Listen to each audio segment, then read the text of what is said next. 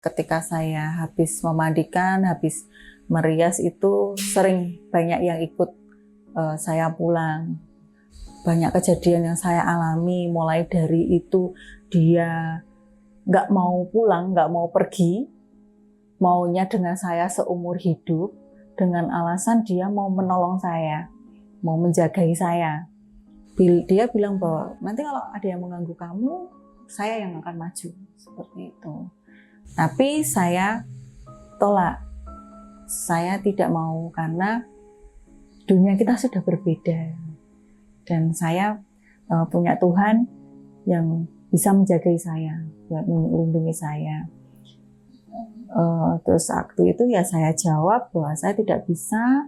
Terus dia juga mengucapkan banyak terima kasih dan saya juga mengucapkan banyak terima kasih karena menawarkan hal tersebut. Tapi maaf sekali saya tidak bisa. Ya akhirnya dia pergi, nggak tahu pergi kemana. Itu ketika saya diikuti pulang sampai rumah, memang badan itu berat sekali. Seperti kita masuk angin. Pernah saya sampai 3 hari itu ngerasain badan saya itu berat sekali, seperti masuk angin itu saya pernah. Ternyata itu dia mau ikut saya seumur hidup, seperti itu.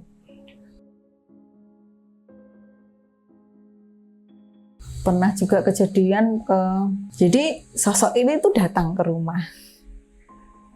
Biasanya kalau datang ada awalannya dulu, entah itu suara, entah itu bau wangi, entah bau melati, atau pandan, atau kenanga, dan sebagainya. Yang ini juga iya, ketika saya buka pintu rumah itu, pintu luar, baunya wangi sekali. Saya di rumah kan ada bunga Wijaya Kusuma itu. Kalau mekar kan baunya wangi banget. Waktu itu saya lihat bunga saya tidak mekar.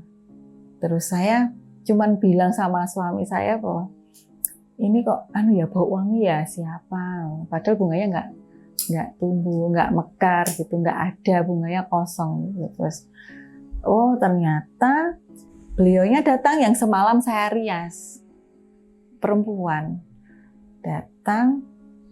Dia mengucapkan terima kasih karena sudah dirawat mulai dari memandikan, membersihkan lukanya sampai masuk ke dalam peti. Seperti itu. Memang kalau kita seperti kami, seperti saya yang menjadi perias jenazah itu nggak bisa sembarang karena ada tata caranya jadi perias jenazah.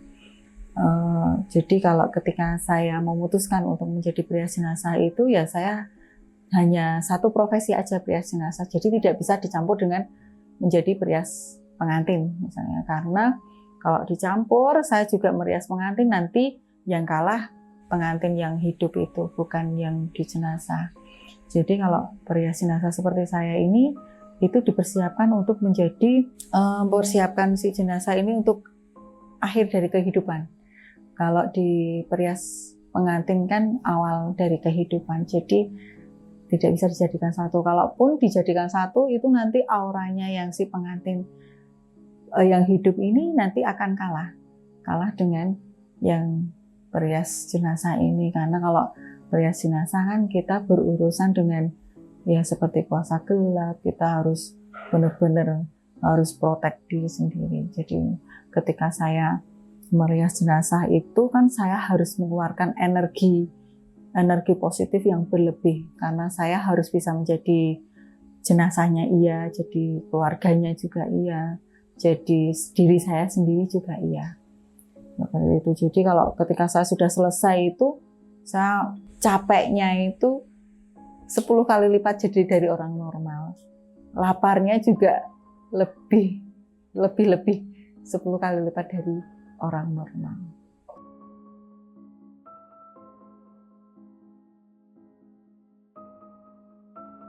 Saya merias kemarin ini usia 18 bulan. 18 bulan itu saya menuju ke lokasi itu dari 1 jam dari rumah saya, 1 jam. Itu hujan lebat dan saya sudah ditunggu sama anak ini. Kalau orang Jawa bilangnya diharap-harap, sudah ditunggu dia itu berdiri